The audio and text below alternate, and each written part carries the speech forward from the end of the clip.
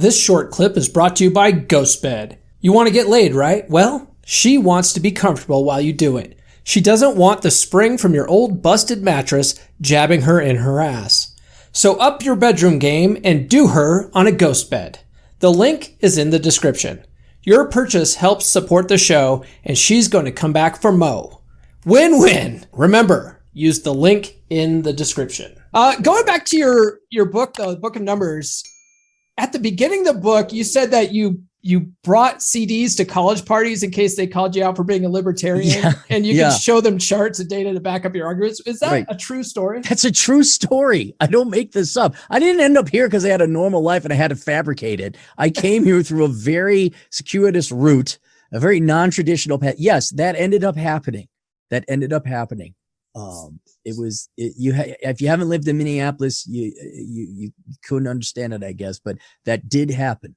You were saying that it was a very liberal school, and if the word got out that you were a libertarian, like all of a sudden you couldn't get laid anymore. Well, it wasn't even that. I wish they knew what a libertarian was. No, these were house parties after college, although certainly in college too. But I didn't have time or money to go to a lot of parties in college days. But certainly in my 20s, you go to these house parties in the Twin Cities. And one thing I will grant the Twin Cities a compliment, man, there were some great house parties. They weren't wild or crazy, but it'd be cold outside. They usually have like a hot cider or something, be very cozy. There was a cultural aspect that was very endearing about it.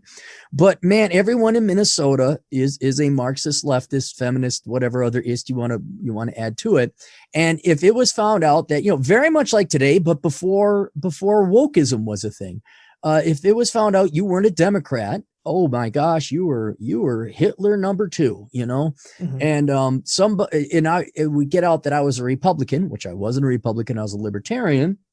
But yeah, and then I can remember like several times girl like, oh, I didn't know you were a Republican. I'm like, I'm not, I'm a libertarian. But by that time, you've already lost the audience. Mm-hmm. No one's going to sit around and listen to a lecture about the differences between conservatism and libertarianism. And because most people just want to have a good time and get drunk. But there were a couple jerks in the party who like, oh, I know that he's a Republican. So, but that is absolutely 100% true. That did happen. I was cracking up because your book is interesting. The way, I listened to it on audio, but the way it flows is it's very much like, dot, dot, dot, dot, dot. This is a number, this is how it is. And then you'll throw in like a funny ass quip.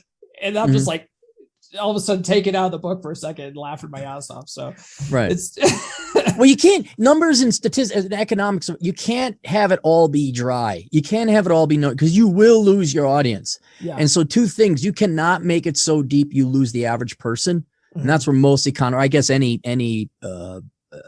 academic or doctorate you'll put people to sleep.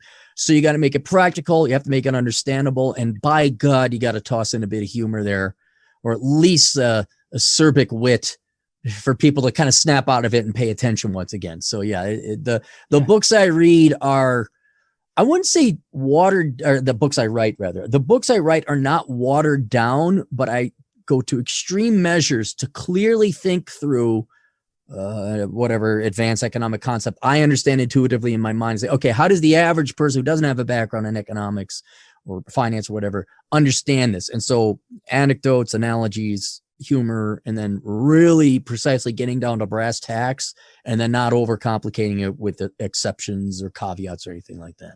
What's up, brother? If you like this clip, go back and listen to the full episode. I guarantee you'll love it. Visit my channel. If you haven't done so already, subscribe now. If you prefer to listen to longer episodes in audio format, the podcast is available on all major podcast platforms.